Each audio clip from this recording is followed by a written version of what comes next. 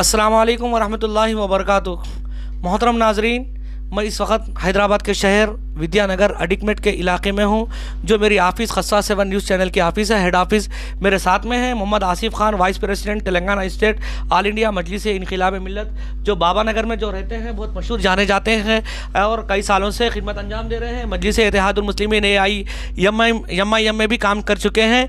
अब इस वक्त इनक़िलाब मिल्लत में काम कर रहे हैं और मेरे साथ है मोहम्मद सलमानुद्दीन, जो अडिकमेट विद्यानगर में रहते हैं, जो मशहूर जाने जाते हैं और AIMIM के एक्टिव मेंबर भी हैं। और आज हिंदुस्तान और तेलंगाना की आवाम को क्या मैसेज देते हैं, मैं सीधा ले चलता हूं Mohammed Asif Khan, vice president Telangana state के पास। अस्सलाम वालेकुम वरहमतुल्लाहि वबरकातुहू। मैं सबसे पहले इस चैनल का शुक्रिया अदा करता हूं और हिंदू मुस्लिम सिख ईसाई दलित मेरे भाइयों को ये बोल रहा हूं, ये वक्त इंतशार का वक्त है साहब। इंतशार मत लाइए, हर मज़हब को लेकर हर किसी को लेकर चलना है, हमारा फ़र्ज़ है। पहले बात तो हम इंसान हैं, अब इंसान के जैसा हमको रहना है, क्योंकि बड़े इंतशार फैलाने वाले अब बहुत सारे आ चुके हैं। यहाँ तक कि शिवसेना, BJP, बजरंग दल और एक जमात में भी आ गए हैं इंतशार फैलाने वास्ते। हिंदू मुस्लिम बोल करने को मत वो देखिए, आप इंसानियत देखिए। हिंदू भी है तो हमारा भाई है, मुसलमान भी है तो हमारा भाई है, सिख दलित भी हमारा भाई है। इस सब को लेके चलने वास्ते एक बेहतरीन हमारे पास एक पार्टी है, AIMIM इनक़िलाब पार्टी है। मैं आप तमाम हज़रात से गुजारिश करता हूँ इस चैनल की तरफ से उस पार्टी में जुड़िए, बहुत अच्छा काम करिए, हर मज़हब को लेके चल रही है। बस नाइत्तेफाकी मत रखिए, क्योंकि आने वाला दौर बहुत ख़राब दौर चलने वाला है, आने वाला बहुत ख़राब दौर है। अब लॉकडाउन में, ये कोरोना में बहुत पब्लिक परेशान हो चुकी है, माशाअल्लाह से भी परेशान हो चुकी है, बेरोज़गार हो गए, बहुत लोगों से एकदम तंगी हालत में चल रही। घर के तकरीबन बेघरा हो गए। लाइट का बिल लॉकडाउन में तो ऐसा आ गया कि घर पे 20-20 हज़ार रुपये लॉकडाउन का बिल आ गया लाइट का, जो लोग अदा करने के लिए आज भी मुसीबत का सामना करना पड़ रहा है। बस आप लोगों से ये मैसेज दे रहा हूँ, सब जने मिलजुल के रहिए।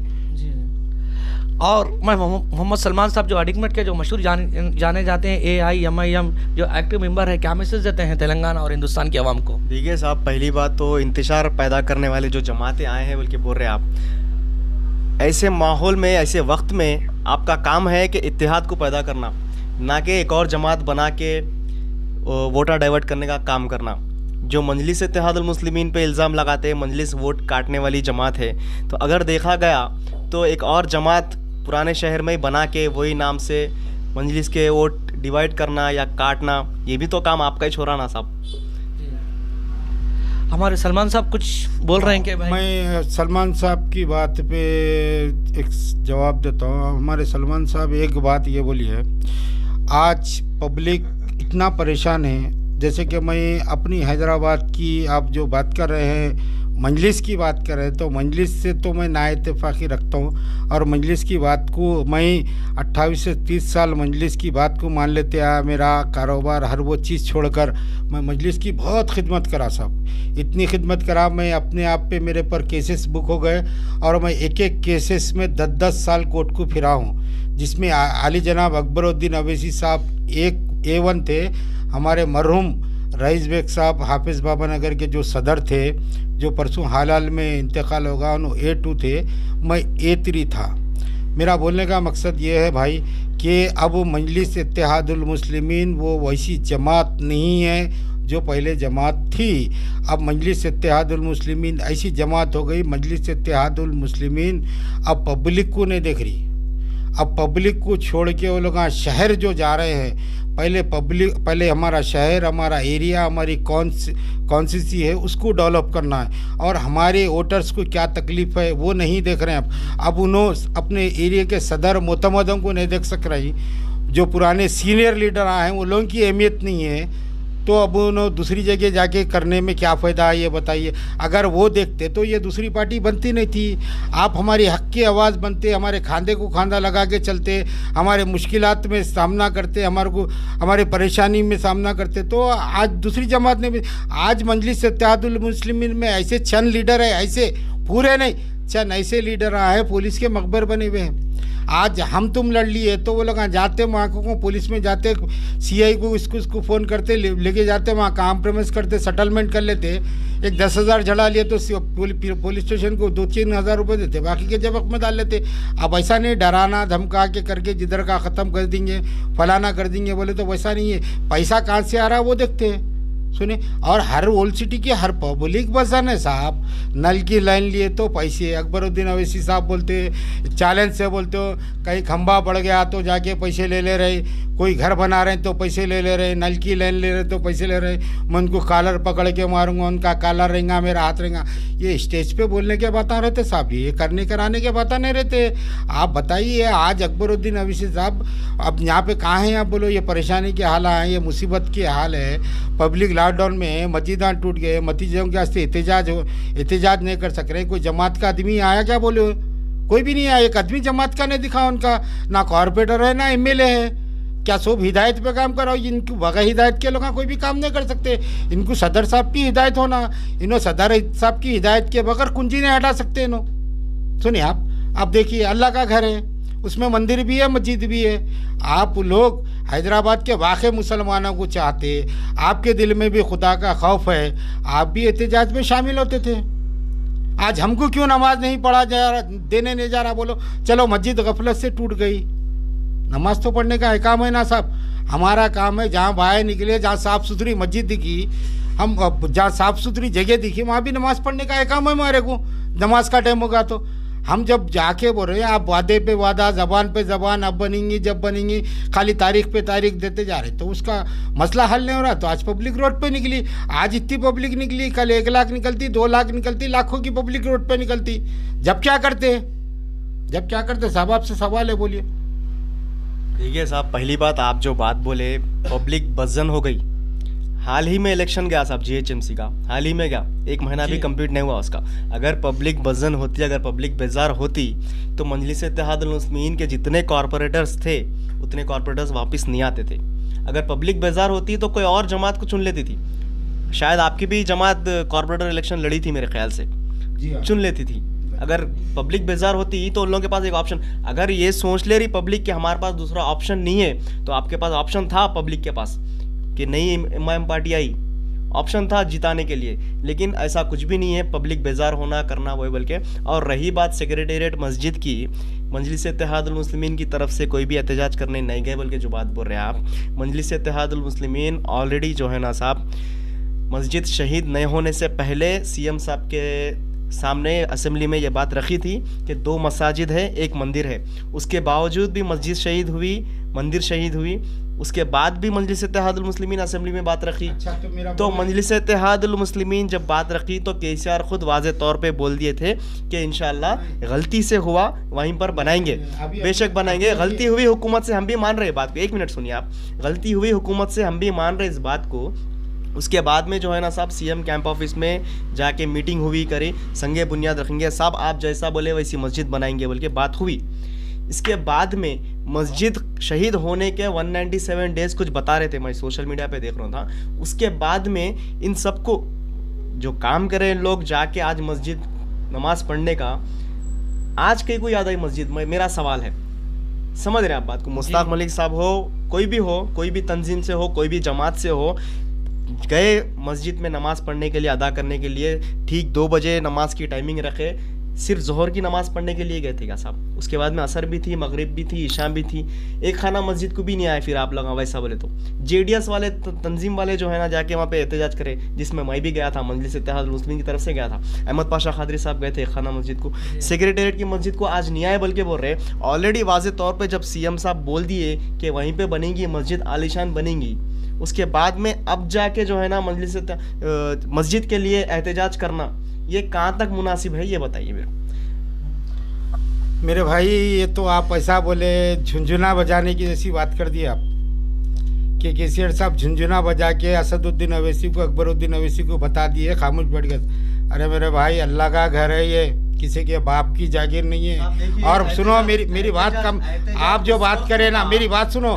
आप बोल रहे एहतजाज, सुनो, आप बोल रहे आप बोल रहे सामने वाला बोलेगा कि मैं नहीं बनाता हूँ। सुनो कोई दूसरा अरे बोलेगा कि ये जमीन सामने मेरी वाला है। टाइम टू मैं टाइम सोचता था। सुनो टाइम टू आप भी बोले 190 डेज होगा बोल रहे, कम से कम आप बोल रहे हैं 200 दिन के करीब होगा बोल रहे आप, बोल रहे ना। इसमें कितने वादे करे केसीआर साहब, केटीआर साहब करे, फिर परसों महमूद अली साहब बोले जनवरी की 10 तारीख को जैसे संज्ञा बुनियाद रखेंगे बोले नहीं बोले, उसके बाद नहीं रखने की सूरत पे और एहतजाज आज से नहीं हुआ। हमारे फिरोज़ खान जो नामपल्ली के हैं, जो जैसे अपने कांग्रेस पार्टी से ताल्लुक़ रखते, उन्होंने एहतजाज करे, वहाँ से उनको होम अरेस्ट कर लिया गया था। उनका भाई वहाँ तक सेक्रेटरी तक आ गए थे, वहाँ अरेस्ट करे। आज सब मिलके सब पार्टी वाले मिलके अरेस्ट करे। अरे क्या केसीआर साहब, असदुद्दीन अवैसी साहब को क्या बोल के करेंगे? हम क्या हमारे मज़हब को, हमारे घर को, अल्लाह के घर को जब तोड़ेंगे करेंगे 1 बार 2 बार 3 बार हर टाइम करे। खाना मस्जिद को भी अब तक ज़बान दी, अब तक करे। पाशा खातरी बोले थे ना, सुने उन्हें हुक्म पे आते, उन्होंने आगा है, उन्होंने जैसा बोले वैसा करी। अब बोले 1 महीने के अंदर हम संज्ञा बुनियाद रखते हैं। कितने महीने होगा बोलिए आप? 1 साल के ऊपर होगा। रखे संज्ञा बुनियाद वहाँ पे रखे, क्या बोले खाने की मस्जिद? 1 मस्जिद ने साहब 5 मस्जिदार शहीद हो गए अब तक हैदराबाद में। एयरपोर्ट के रास्ते में 2 मस्जिदार शहीद हो गए। हाँ, एयरपोर्ट को रास्ता जाने के रास्ते अब तक बनी मस्जिद। अरे मेरे भाई सुनो, देखो कांग्रेस रहने दो या टीआर रहने दो या कोई भी दौर रहने दो, आप मुसलमान के रहनुमा बोले, आपसे एक ही सवाल होता। देखो भाई, कोई भी वोट डाला तो एक ही वोट डालता, पहले ऊपर अल्लाह है, नीचे हमारी हिफाजत करने वाला एक नुमाइंदा है, इस वजह से वोट डालता। और वो नुमाइंदे का काम ये है, जो हमारे को जो तकलीफ़ात हो रहे, जो हमारे मस्जिदात टूट रहे, जो हमको परेशानी का सामना होना पड़ रहा, उसका मसला हल करना है। खाली बड़े बड़े बातें करिए, तकरीर में करिए। अब 500 रुपये की बात बोल रहे हैं आप, 500 रुपये की इससे पहले भी जिक्र करे थे वो लोग। हाँ, 500 रुपये में अवैसी हॉस्पिटल में डिलीवरी होती, असरा में डिलीवरी होती, हो रही है 500 रुपये में डिलीवरी। बताइए आप, मजलिस कैसे ना बताइए आप, हो रही 500 रुपये। देखिए पहली बात जो है ना, मस्जिद के जो आप बात करें, एहतजाज उस वक्त होता, मेरी बात मैं आता हूँ, मैं असर हॉस्पिटल पे भी आता हूँ। एहतजाज उस वक्त होता जब जो है ना सामने हुकूमत हो या कोई और हो कि ये सवाल करेंगी कि हमारी मस्जिद हमारी ज़मीन थी या हम वहाँ पे नहीं बनाते, तो उस वक्त एहतजाज करना मुनासिब रहेगा साहब। सुने ना, हाँ टीआरएस हुकूमत जो है ना ज़बानें दी, अक्टूबर बोले, दिसंबर बोले, होम मिनिस्टर जैसा आप बोले, महमूद अली साहब जनवरी बोले, उसके बावजूद भी ना नहीं कर रहे, उसकी वजह से एहतजाज करें।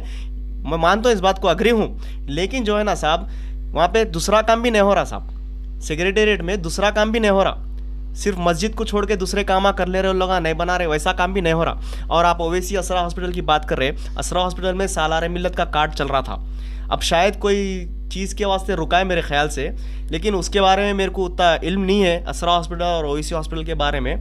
लेकिन जब ये बात करे थे ओवैसी हॉस्पिटल और असरा हॉस्पिटल, ओवैसी हॉस्पिटल नहीं मानता मैं, असरा हॉस्पिटल में ये जो कम में डिलीवरी होती, ओवैसी हॉस्पिटल के बारे में नहीं मालूम मेरे को। ये असरा हॉस्पिटल के जो बारे में जो आप बात करें 500 रुपये में डिलीवरी हो, बल्कि इसके बारे में मैं भी सुना था, लेकिन उसका इल्म मेरे को उतना नहीं है असरा हॉस्पिटल का। और एक बात क्या है, हमारे आसिफ खान साहब, सुनो असरुद्दीन अवैसी साहब जो है उलमा इकराम के पास, सीएम के साहब के पास लेके गए, उसके बाद में है ना साहब, मीटिंग करे उसके साथ है ना साहब, वो भी हमारे असदुद्दीन अवैसी साहब के बोलने के कहने पे चुनो आते जी। क्यों पूछो? देखो साहब, हम मोमिन हैं, मुसलमान हैं, हम शायद हम 5 टाइम की नमाज नहीं पढ़ते होंगे, हक बात बताना पब्लिक को ज़रूरी है। हम 5 टाइम के उलमा जो आलिमा हैं, जो हमारे हाफिज़ा हैं, जो जमात के क़ायदे पे और जमात के रूल्स पे चलने वाले हैं, भाई हर किसी के दिल में ज़मीर है, ईमान है। अब वो लोग अब तक मस्जिदों के बारे में कोई उलमा आलिम आवाज़ उठाए क्या? बोलिए आप ये उलमा की इज्जत करिए आप। हर जुमे में नमाज में, हर जुमे की नमाज में बयान हो रहा, हुकूमत के खिलाफ बोल रहे इमाम, जो आप मौलानाओं की बात कर रहे हैं, जो उलमाओं की बात कर रहे हैं, बोल रहे उलमा। आप देखिए, आप आसिफ खान साहब, आप क्या है, उलमा की इज्जत करिए, आलिमों का एहतराम करिए। सुनो, मेरे बाप की इज्जत नहीं करता साहब, एक बात बोल रहा हूँ मैं, बाप भी मेरा हक पे रहना, बाप भी मेरा हक पे रहना, हक की बात बोलेंगा तो मैं इसकी इज्जत करूँगा। उलमा आलिम सबसे पहले हम जिस पे एतबार करते हैं, जिस पे हमारा दारो मदार है, उलमा हाफिज बोले तो बहुत बड़ी बात है, बहुत बड़ी बात है, क्योंकि उन्होंने दीन सिखाने वाले हैं। उन्होंने वो बात पे मुतबे नहीं है तो हम कैसा करेंगे? हमारे वालिद साहब अगर ये सही को अगर गलत बोले, सही को अगर गलत बोले तो वो भी बात को मैं नहीं मानता। क्यों पूछो? मेरे को भी मरने के बाद मेरे बाबा आके मेरे हशर में मेरे पास नहीं धरते, समझे न। बाबा कोई गलती करा तो उनके साथ सपोर्ट में मैं नहीं धरता हूँ। मैं मरूंगा तो उसका जवाब मैं दूंगा, मेरे वालिद साहब ने देते। उलमाए मरेंगे तो उसका जवाब वो लोग देंगे और बरोबर देंगे।